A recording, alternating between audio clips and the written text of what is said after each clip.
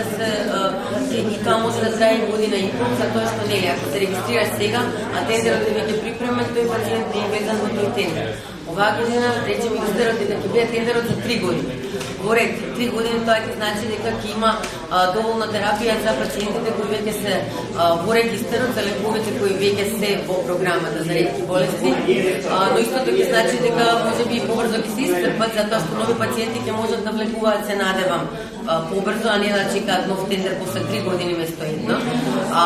Но останува и прашањето ако се исцрпи побрзо дали ќе се направи нов, дали ќе има буџет за истото и доколку има нови лекови, дали ќе се направи нов тендер за тие нови лекови или ќе се чека 3-годишниот да заврши. Значи, си тоа се прашања на кои немаме официјален одговор, ни усен, затоа што тоа е нешто што треба веројатно стои во некој план и програма на самото Министерство за здравство и министерот да го каже тоа за ние ние пак остануваме на почеток и пак остануваме со истата борба да одиме понатаму. Исто така разговаравме и за достапност на социјални услуги, за тоа дека многу пациенти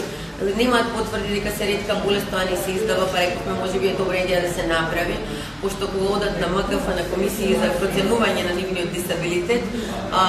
често ги проценуваат како луѓе кои можат да работат и кои се способни за се, додека пак тие имаат болест која не се гледа.